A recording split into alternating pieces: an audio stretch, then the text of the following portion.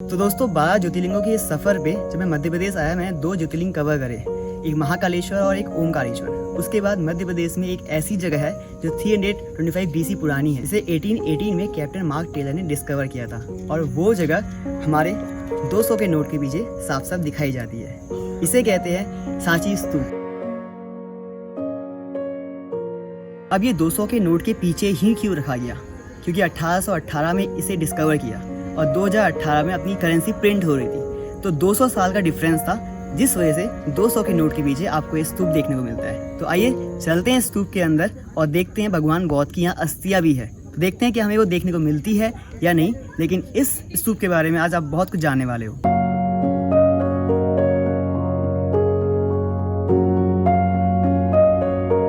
तो इस समय मैं एंट्री कर रहा हूँ इस स्तूप के अंदर। यहाँ एंट्री करने पे आपको 40 रुपये का एक पर्ची मिलती है, उसके बाद वो चेक होती है, तब आप इस गेट के अंदर एंटर होते हैं। तो यहाँ पर आपको दिखाता हूँ। सबसे पहले मेरे सामने है 3 नंबर स्तूप, लेकिन उससे पहले ये यूनेस्को की वर्ल्ड हेरिटेज साइट में है, उसका सिंबल भी यहाँ पर दिखाया गया है। ये यहाँ पर यूनेस्को का सिंबल, जिसमें कि बताया गया है डिटेल में। ठीक इसके सामने यहाँ पर है 3 नंबर स्तूप। इसमें भगवान बौद्ध के प्रिय शिष्य थे, उनकी अस्थियाँ हैं। अब यहाँ से हम आगे बढ़ेंगे। जो ठीक आप सामने देख रहे हो, उसकी ओर हम जा रहे हैं पहले। तो मेरे ठीक सामने है स्तूप नंबर 1।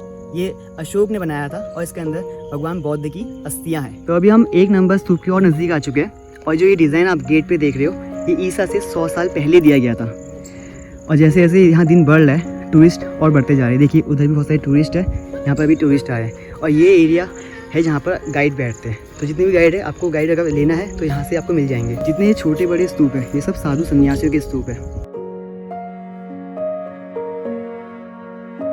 ये हम 1 नंबर स्तूप का गेट देख रहे हैं, और यहाँ पर जो हाथी है ना, देखिए इसमें ओरिजिनल दांत थे, वो दांत निकाल लिए गए। ये जहाँ पर टॉर्च मारी जा रही है, और ये दूसरा वाला ओरिजिनल हाथी के दांत थे, लेकिन किसने निकाले, कब निकाले, कुछ नहीं पता। उधर भी हाथियों में ओरिजिनल दांत निकाले गए। अब देखिए यहाँ पर जो हाथी जो चला रहा है वो लेडीज़ है, दोनों जगह। अब ऐसा क्यों है? क्योंकि आज से 2100 साल पहले लेडीज़ और जेंट्स दोनों को एक समान दर्जा था। इस गेट में हाथी के ठीक नीचे बुद्ध ट्री है, एक ये और एक वो ये ऊपर वाला ट्री, मतलब क्या है, बुद्ध। अब यहाँ पर एक ही गेट में बहुत सारी चीजें बताई गई है। इस गेट में ये रथ में बैठा है एक मनुष्य, ये भगवान बौद्ध के सारथी। तो ये अम्ब्रेला है भगवान बौद्ध। अब जो एक दिन बौद्ध भगवान बाहर निकले टहलने के लिए, तो उन्होंने 4 लोगों को देखा। पहला, इसके हाथ में कमंडल है, कमंडल मतलब साधु। दूसरे के हाथ में एक लाठी है, मतलब वो है बुजुर्ग। तीसरा इंसान थोड़ा बीमार है, और चौथा मरने की अवस्था में। अब यहाँ पर बौद्ध पूछते हैं अपने सारथी से, ये क्या देख रहा हूँ? तो सारथी कहते हैं कि ये मनुष्य काल की जीवन की 4 परिस्थितियाँ। तो यहाँ से जो बौद्ध थे, उनका चेंज ऑफ माइंड हो, जिंदगी को देखने का उनका नजरिया बदल गया, और फिर वो निकल गए संन्यास के लिए। हमको लगता है कि हमारे समाज में कानाफूसी सिर्फ आज ही है, लेकिन नहीं, ये कानाफूसी बहुत पुराने समय से चली आ रही है, जिसका जीता जागता सबूत इस स्तूप के पिलर में साफ साफ दिखाया है। तो ये जो पेड़ है, ये है बुद्ध दे रहे हैं उपदेश। जितने भी लोग हैं, सब हाथ जोड़ के, अलग अलग जातियों के लोग हाथ जोड़ के उस उपदेश को सुन रहे हैं। बहुतों ने उस उपदेश को सुना, लेकिन जब हम नीचे देखते हैं तो यहाँ क्या हो रहा है, एक आदमी दूसरे आदमी के कान में कुछ कह रहा है, इसकी बात को ये सुन रहा है। उपदेश यहाँ चल रहा है, लेकिन यहाँ चल रही है चुगली चपाटी, जिससे क्या होता है कि हम ज्ञान लेते कुछ है, लेकिन जाते जाते वो ज्ञान कुछ का कुछ बन जाता है। तो ऐसा पहले भी होता था। इसे हम कहते हैं पाली भाषा। पढ़ने में कुछ नहीं आ रही, मुझे लग रहा है कि जेड बनाया है, ये भी कुछ बनाया है, ये सब मुझे कुछ ना कुछ सिंबल लग रहे हैं। ये हिंदी का ई लग रहा है, और ये इंग्लिश का ए बन गया। तो लेकिन ये है पाली भाषा।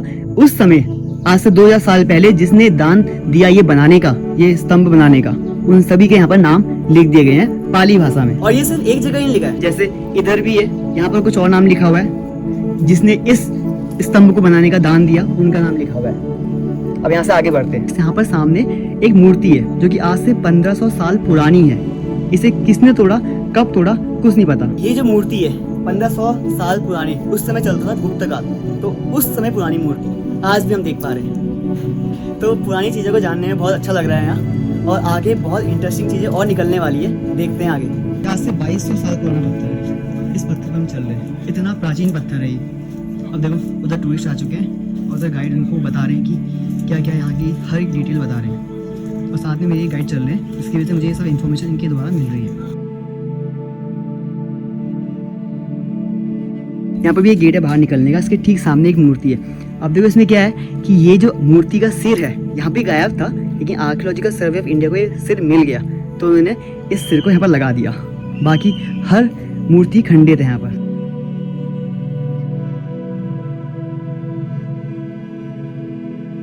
अंदर घूमते घूमते अब हम आ चुके हैं साउथ गेट पे।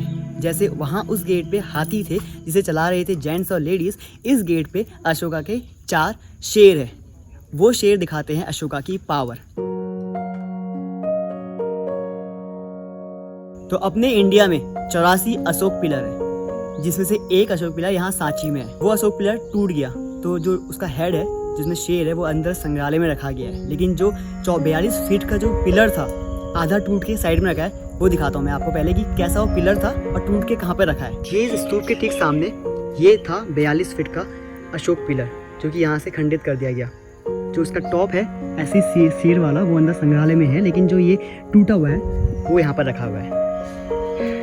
बहुत चौड़ा, बहुत हैवी है पिलर ये।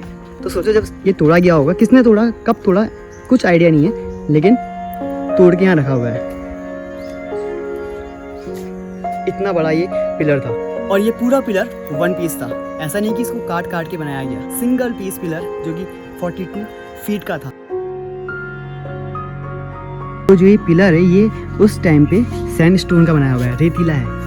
लेकिन आज से 2200 साल पहले इसको घिसके इतना प्लेन बना दिया गया है कि आज का ग्रेनाइट फील इसके सामने। बहुत ही इसकी जो फिनिशिंग है बहुत प्रॉपर है, कहीं पर भी कुछ हाथ में फील नहीं हो रहा है, बस ऐसा लग रहा है कि मैं किसी मक्खन के ऊपर अपने हाथ को लगा रहा हूँ। और जो इतनी प्यारी इसकी फिनिशिंग आ रही है, ये लेदर से, चमड़े से इसको घिसा गया था। आज से 2200 साल पहले का काम है। तो इंडिया में जो मंदिर बनने शुरू हुए थे वो कनिष्क काल से बनने स्टार्ट हुए थे, लेकिन गुप्ता एम्पायर का जो पहला मंदिर है वो यहाँ सांची में है, जिसे आप ठीक मेरे पीछे देख रहे हो। आज से 1500 साल पुराना ये मंदिर है। गुप्ता काल का ये मंदिर है। कैसे पता चल रहा है? उसकी एक निशानी ये है कि जो पिलर है इसमें जो फूल है वो उल्टे हैं, जिससे पता चलता है ये उस डायनेस्टी में बने थे, क्योंकि उनका जो सिंबल था वो यही था, उल्टा फूल। अभी मुझे यहाँ पे मिला है अशोक एम्पायर के टाइम का एक सेमिनार हॉल, जिसके बीचों बीच में खड़ा हूँ। और इसके ऊपर पहले होती थी लकड़ी की छत, जो कि अब नहीं है, अब छत ऐसी है।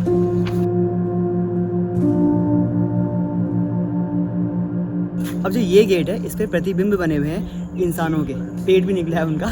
तो उनके बारे में वो क्या चीज़ कर रहे हैं, इस बारे में आपको हमारे गाइड बताएंगे। यहाँ देख रहा है यक्ष, यक्ष मतलब अपनी शेडो, अपनी परछाई, अपना प्रतिबिंब। चारों के फेस कट चेंज है। ये कार्नावाला रो रहा है, देखिए। हाँ, ये हंस रहा है, ये वाला हंस रहा है। ये सालेन शांत खड़ा है, ये शांत खड़ा है। वो इस्माइली मुस्कुरा रहा है, मुस्कुरा रहा है। अब इनका वजन उठाए तरीका चेक करेंगे, सबका अलग अलग है। रोने वाला देखो 4 उंगली अंगूठे वजन को उठा रहा है, हाँ, तो उठा रहा है। हाँ। हंसना इजी उठा दी, काम तो बहुत आसान है हमारा, हो जाएगा काम, टेंशन नहीं लेने का। बिल्कुल टेंशन लेने का नहीं। हाँ। और ये देखिए सालेन शांत खड़ा है, इसने हाँ। 4 उंगली अंगूठा ऊपर अंगूठा नीचे लगाया सावधानी कि वजन सावधानी से वजन गिर ना जाए, छूट ना जाए, सावधानी वजन को उठा रहा है। हाँ। पर ये मुस्कुरा के वजन उठा रहा है। हाँ। इसने जकड़ के कस के पकड़ लिया उसको। हाँ। ये आलसी प्रकार का इंसान है, डर से इसको पावर से टेंशन काम है। कर रहा है, जिसको हाँ। काम नहीं करना है। अच्छा। इसलिए ना तो हंस के फीलिंग दिखा सकता, ना रो के, हाँ। केवल मुस्कुरा मजबूरी रहा है, में। बस मजबूरी में। कोई समझ ना सके कि मैं मजबूरी में वजन उठा रहा हूँ। अच्छा। ये अपने जीवन, अपनी लाइफ को प्रेजेंट कर रहे हैं।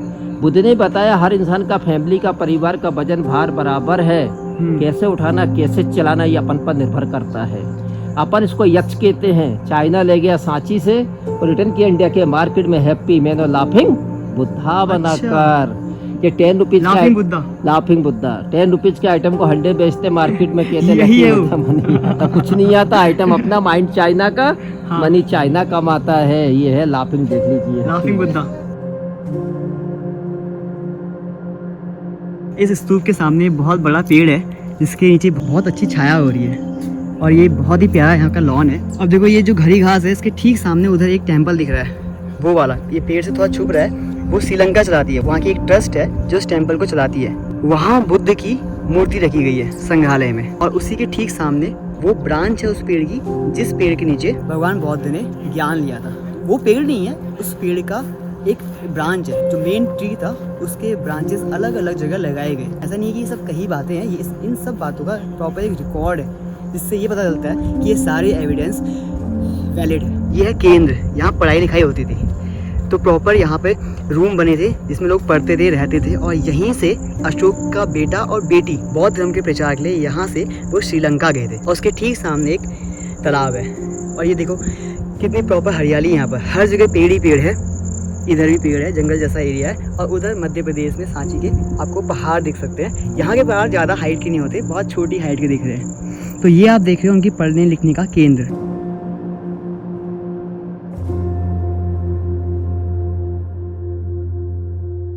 हम इस स्तूप के अंदर ही अंदर यहाँ से घूम के ऐसे निकल के आ गए थे, लेकिन कुछ लोग ऊपर चल रहे हैं। तो क्या एक तरह से परिक्रमा ही हो रही है, समाधि की परिक्रमा हो रही है।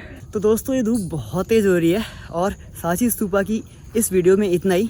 आपसे मिलते हैं दूसरी वीडियो में। इससे पहले मैंने मध्य प्रदेश के ज्योतिर्लिंग ओमकारेश्वर की वीडियो अपलोड करी है। अगर आपने अभी तक नहीं देखी है तो वीडियो स्क्रीन पर है, उस पर क्लिक करिए, तो आपसे वही मिलते हैं।